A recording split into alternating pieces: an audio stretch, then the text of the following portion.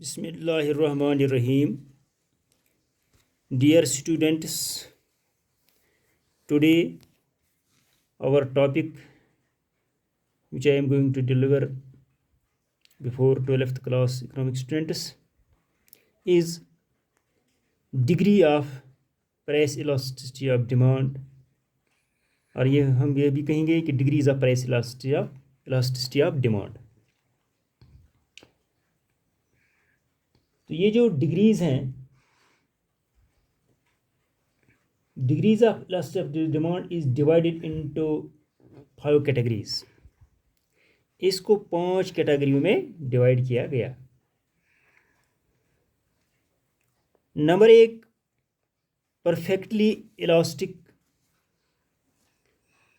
Demand, number 2 perfectly inelastic demand, और number 3 unitary elastic demand, number 4 more than unitary elastic demand, और in short में हम कहेंगे elastic demand, और number 5 less than unitary elastic, और in short में हम कहेंगे इन इलास्टिक। तो सबसे पहले जो है परफेक्टली इलास्टिक डिमांड क्या होती है। एक हो गया ऑर्डिनरीली, हम कहेंगे ऑर्डिनरीली इलास्टिक डिमांड, दूसरा हो गया परफेक्टली। परफेक्टली इलास्टिक डिमांड जो है, perfectly elastic demand refers to the situation when demand is infinite at the prevailing price। यानी परफेक्टली इलास्टिक डिमांड जो है ये वो है कि जब डिमांड इन्फिनिट हो, लामहदूद हो demand, eight the prevailing price, जो मौजूदा प्राइस हो उस वक्त, जो मौजूदा कीमत हो एग्जिस्टिंग प्राइस पर, प्रिवेलिंग प्राइस पर डिमांड बहुत हो, जो उस वक्त कीमत मार्केट में होगी उसके हिसाब से डिमांड बहुत हो। इट इज़ ए सिचुएशन, ये एक ऐसी सिचुएशन है the slightest rise in price causes the quantity demanded of a commodity to fall to zero। ये एक ऐसी सिचुएशन है कि अगर मामूली भी प्राइस राइज हो जाए, इस सिचुएशन में अगर मामूली भी प्राइस जो है राइज हो जाए, इंक्रीज हो जाए, तो उस सूरत में ये जो क्वांटिटी डिमांडेड है, ये जो डिमांड है किसी चीज़ की of the commodity to fall to zero, वो डिमांड घट जाएगी, कम हो जाएगी। वो मौजूदा प्राइस पर ही इसकी डिमांड जो है इन्फिनिट है, लेकिन मामूली अगर प्राइस में इजाफा हुआ, स्लाइटेस्ट यानी मामूली अगर प्राइस में इजाफा हुआ, तो क्या सिचुएशन बनती है कि quantity demanded to fall to zero, इसकी क्वांटिटी डिमांड जो है यानी जो डिमांड है, जो मांग है, वो ज़ीरो पर पहुंच जाती है। तो फिगर 4 नीचे दी गई है, तो ये क्लियर करती है। Figure 4 is diagrammatic representation of perfectly elastic demand. इस परफेक्टली इलास्टिक डिमांड की जो डायग्रामेटिक रिप्रेजेंटेशन है वो नीचे दी गई है। यहाँ पर डी डी यानी ये कर्व बनाया गया, ग्राफ बनाया गया है एक्स ओ वाई, और यहाँ पर एक कर्व है डी डी डी, यानी डी डी जो है ये हॉरिजेंटल कर्व है, यहाँ पर हॉरिजेंटल कर्व। इसी को परफेक्टली इलास्टिक डिमांड कर्व कहते हैं। D D is perfectly elastic demand curve which is parallel to X axis. अब नीचे जो है, नीचे की तरफ एक्स एक्सिस है, और ये जो हॉरिजेंटल में नीचे जो है इसका ये डिमांड कर्व से नीचे जो ये हॉरिजेंटल यानी लाइन है, और जो ऊपर की तरफ है ये वर्टिकल लाइन है। तो लेकिन ये जो पैरेलल है, मुतवाज़ी है, जो ये किस एक्स एक्सिस लाइन जो है इसको ये यानी पैरेलल है इसके। D D is perfectly elastic demand curve which is parallel to X axis. ठीक, इट शोज दैट, क्या दिखाता है, if price is slightly increased, ये दिखाता है कि if price is slightly increased, अगर प्राइस को थोड़ा इंक्रीज़ किया जाए, बढ़ाया जाए, जैसा कि यहाँ पर ₹4 है, increase from ₹4, the demand will fall to zero, तो डिमांड जो है वो ज़ीरो पर पहुँच जाएगी। At the prevailing price of ₹4, अब जो मौजूदा प्राइस ₹4 है, द कंज्यूमर में, ये जो सार्फिन हैं, जो कंज्यूमर होते हैं, जो खर्च करने वाले थे, मे बाई 10 यूनिट्स, मौजूदा 4 रुपया पर वो 10 यूनिट्स भी खरीद सकता है, 20 यूनिट्स भी खरीद सकता है, 30 यूनिट्स भी खरीद सकता है, और any quantity that he desires, या कोई और इसके अलावा भी कोई क्वांटिटी मिकदार जिसकी उसको डिज़ायर हो, चाहत हो, तो वो खरीद सकता है eight the prevailing price of ₹4 पर ही।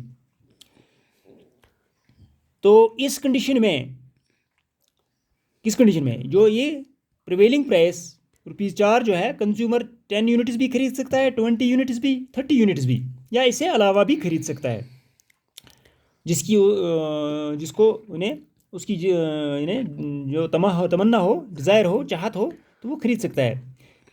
इन दिस कंडीशन, तो इस हालत में इलास्टिसिटी ऑफ डिमांड जो है इज़ इन्फिनिट।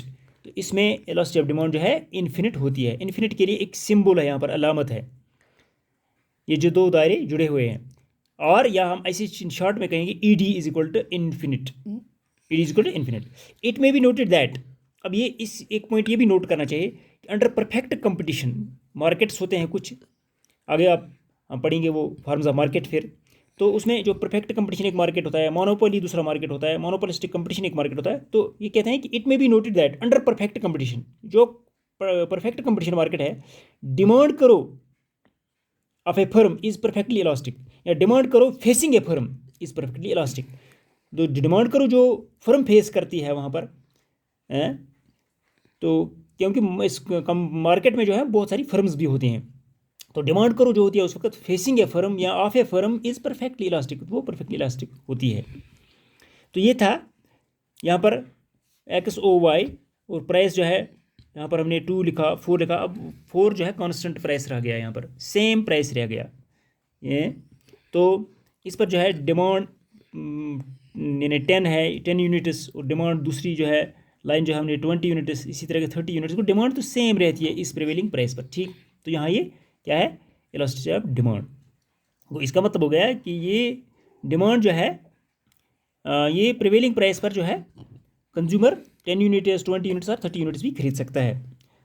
तो वो परफेक्टली इलास्टिक डिमांड की जो सिचुएशन है वो यह है कि demand is infinite at this prevailing situation. तो वो अगर मामूली भी इसकी यानी कीमत बढ़ जाती है तो क्वांटिटी डिमांड जो है 0 पर पहुंच जाती है, ठीक। ये था परफेक्टली इलास्टिक डिमांड। अब दूसरा पॉइंट जो है perfectly inelastic demand. Perfectly inelastic demand जो है दूसरी डिग्री जो है, इसकी सिचुएशन क्या है, a perfectly inelastic demand is one, ये वो है in which a change in price causes no change in the quantity demanded। Inelastic में यह है कि अगर प्राइस में कोई चेंज आ जाए, इन which a change in price में चेंज आ गया, बदल गया कीमत, causes no change in quantity demanded, लेकिन उससे उस डिमांड पर कोई असर नहीं पड़ा, डिमांड में तब्दीली तो नहीं आई। It is a situation where even substantial changes in price leave the demand unchanged। Figure 5 जो है represents perfectly inelastic demand. ये फिगर 5 है, यहाँ पर नीचे दी गई है। तो ये जो है क्या रिप्रेजेंट करती है, इन इलास्टिक डिमांड की, इन इलास्टिक डिमांड की represents perfectly inelastic demand, perfectly, not ordinary but perfectly inelastic demand. D यहाँ पर ये डी है, ये ऊपर की तरफ जो है जाती है। D demand curve is parallel to Y axis. अब ये वो तो एक्स एक्सिस के पैरेलल थे, ये वाई एक्सिस के पैरेलल है। वाई एक्सिस जो है वर्टिकल लाइन होती है यहाँ पर, हाँ, वो D demand curve is parallel to Y axis. When price is ₹2, यहाँ पर जो है प्राइस 2 है, फिर उसके बाद 4 प्राइस है, फिर उसके बाद 6 प्राइस है, को प्राइस जो है बदलता रहता है, प्राइस में चेंज आती है। जैसे कि ऊपर ही हमने पढ़ा विच ए चेंज इन प्राइस, अगर इसमें प्राइस में चेंज भी आ गई, पहले ₹2, फिर ₹4, फिर ₹6, लेकिन डिमांड जो है वो सेम रह गई, डिमांड 4 पर रह गई यहाँ पर। नहीं, D demand curve is parallel to Y axis. When price is ₹2, demand is for 4 units. When price rises to 4, जब 4 पर पहुँच गया प्राइस, और टू 6 पर पहुँच गया, the demand remain is the same, लेकिन डिमांड जो है वही 4 यूनिट्स रह गया। In this case elasticity of demand is 0। इसमें इलास्टिसिटी ऑफ डिमांड जो है 0 के बराबर होती है, और इलास्टिसिटी ऑफ डिमांड इज 0, या E D is equal to 0, जो गोल दायरा है यहाँ पर 0 होती है। तो इस सूरत में जो है वो ये डिमांड करो जो है यहाँ पर पैरेलल टू वाई एक्सिस होती है, तो उसमें जो है पैरेलल टू एक्स एक्सिस होती है, वो हॉरिजॉन्टल लाइन होती है, ये वर्टिकल लाइन होती है, ठीक। ये था परफेक्टली इन इलास्टिक डिमांड। अब तीसरा जो है, तीसरी डिग्री जो है unitary elastic demand. Unitary elastic demand जो 1 के बराबर होती है, 1 के, ये कौन सी सिचुएशन है? It is a situation when change in quantity demanded in response to change in price of the commodity is such that total expenditure on the commodity remains constant. ये ऐसी सिचुएशन है कि जब क्वांटिटी डिमांडेड में इन्हें demand में change आती है तो दूसरी तरफ किस में, प्राइस में भी चेंज आती है। तो फिर जब हम उसका ये जो टोटल एक्सपेंडिचर निकालते हैं, यानी डिमांड इनटू प्राइस, डिमांड ज़रबे प्राइस जो है, डिमांड इनटू प्राइस जब हम ले देते हैं कि डिमांड कितनी है और इसकी कीमत कितनी है और ये कितना बनता है, तो वो बनता है इसका total expenditure such that total expenditure on the commodity remains constant. तो उस सूरत में ये जो टोटल एक्सपेंडिचर है वो सेम रहता है, कांस्टेंट रहता है। It is a situation when change in quantity demand in response to change in price of the commodity. तो जब डिमांड में चेंज आ गई और दूसरी तरफ प्राइस में भी चेंज आ गई, ये ऐसी सिचुएशन है सच that total expenditure on the commodity remains same. तो टोटल एक्सपेंडिचर इसका सेम रहता है, कांस्टेंट रहता है। जैसा कि टोटल एक्सपेंडिचर यहाँ पर दिखाया है वो बराबर होता है क्वांटिटी परचेज, कितनी खरीदते हैं हम, quantity demand in into price. अब ये 6th फिगर है, यहाँ पर फिगर 6 है, इसमें क्या है, व्हेन प्राइस इज ओपी। अब यहाँ दिखे एक साइड है ये XOY हमने ग्राफ लिया है, तो इसमें फिर यहाँ पर दो ये समझ लीजिए आप रेक्टेंगल्स बन गए, रेक्टेंगल्स दो बन गए इसमें। तो कैसा है कि in figure 6 when price is OP, अगर हम ये कहें कि प्राइस जो है OP के बराबर है, ऊपर OP, when price is OP, quantity demand is OB, जैसा कि पहला रेक्टेंगल बन गया। तो क्वांटिटी जो है, डिमांड जो है OB के बराबर है और प्राइस जो है OP के बराबर है। हो गया ठीक। तो टोटल एक्सपेंडिचर जो इसमें है वो हम कहेंगे कि डिमांड ज़रबे प्राइस, वो OB ज़रबे OP, OB ज़रबे OP, तो वो बनता है एरिया OBTP, एरिया OBTP, इन्हें बन गया ये एक रेक्टेंगल, ठीक, इसका एरिया। तो लाइकवाइज इसी तरीके से जब ये कहेंगे कि प्राइस अब पहले OP था, अब ये डाउन हो गया, डिक्रीज हो गया OP1, likewise and price is OP1, तो डिमांड जो है वो बढ़ गई यहाँ से OC, डिमांड में भी चेंज आ गई, वो OC पर पहुँच गई। वो likewise when price is OP1 total expenditure is OC, तो वो बनता है एरिया OCRP1, तो ये दूसरी रेक्टेंगल है। अब उस पहली रेक्टेंगल और दूसरी रेक्टेंगल का जो एरिया है ये सेम है, इन्हें बराबर इनका एरिया है, रुकबा जो है इनका बराबर है, area OPTP is equal to area OCRP1, implying that, इसका मतलब क्या, total expenditure remains constant, total expenditure जो है वो सेम रहता है even after change in price of the commodity, अगरचे प्राइस में भी चेंज आ गया। Hence elasticity of demand is unitary at this point, यानी ED इज इक्वल टू 1, ठीक। यानी ये है कि when price falls from OP to OP1 total expenditure on the commodity remains constant. तो ये एरिया जब बराबर इनका निकल गया तो टोटल एक्सपेंडिचर दोनों का सेम रहता है, तो उस सूरत में ये यूनिटरी इलास्टिक डिमांड है, ठीक। अब यहाँ पर ये भी है कि यूनिटरी इलास्टिक में है कि जब हम कहेंगे कि परसेंटेज सेम रहती है, अगर डिमांड 5% है तो प्राइस जो है वो भी 5% पर पहुँच गया है, तो उस सूरत में भी ये कहते हैं कि ये यूनिटरी इलास्टिक डिमांड है। अब चौथा जो है, चौथी डिग्री है greater than unitary elastic demand, greater than unitary elastic demand, demand is greater than unitary elastic demand when change in quantity demanded in response to change in price of the commodity is such that total expenditure on the commodity increases when price decreases and total expenditure decreases when price increases. वो यहाँ opposite होता है। कब ये होता है greater than unitary elastic demand? ये तब होता है कि ये जब change in quantity demand in response to change in price of the commodity is such that, इस हालत में हो कि total expenditure on the commodity increases, वो बढ़ता है कब, जब प्राइस घटता है। तो इसी तरीके से टोटल एक्सपेंडिचर घटता है जब प्राइस बढ़ता है। तो ये फिगर जो है क्लियर करती है इस चीज़ को। In figure 7 when price is OP, जब प्राइस यहाँ पर ये एक XOY यहाँ पर भी ग्राफ बनाया गया, तो एक रेक्टेंगल जहाँ पर है OPTB यहाँ पर एक बन गया, वो when price is OP quantity demand is OB, ठीक है। अच्छा, total expenditure is OB ज़रबे OP1, वो है गया एरिया OBTP। लाइकवाइज इस तरीके से when price false to OP1, जब प्राइस फॉल होता है, गिरता है, कम होता है OP1 पर, तो क्वांटिटी डिमांड इज OC, तो वो यहाँ से बढ़ जाती है। टोटल एक्सपेंडिचर इज OC ज़रबे OP1 is equal area of OCRP1। At glance जब हम देखें, at the diagram shows that area of OCRP1 is greater than, ये जो दूसरी रेक्टेंगल का जो एरिया है वो पहली रेक्टेंगल से छोटा है। पहली बड़ा है, ने दूसरी जो रेक्टेंगल बन गई उसका एरिया बड़ा है बनस्बत पहली रेक्टेंगल से जो पहली बन गई। तो it implies that total expenditure increases in response to decrease in price of the commodity. तो hence elasticity of demand is greater than unitary और ईडी इज ग्रेटर देन 1। तो अब पाँचवीं जो है, पाँचवीं डिग्री जो है less than unitary elastic demand, less than unitary elastic demand is less than unitary elastic when change in quantity demanded in response to change in price of the commodity is such that total expenditure on the commodity decreases when price falls and total expenditure increases when price rises। यहाँ भी ऐसे ही opposite होता है कि demand is less than unitary elastic कब, when change in quantity demand in response to change in price of the commodity is such that total expenditure on the commodity decreases। पहले decrease होता है जब price ये decrease होता है when price false, वो price fall होने से डिमांड भी डिक्रीज होती है। And total expenditure increase when price rises, तो इंक्रीज होता है राइज से हो भी होता है।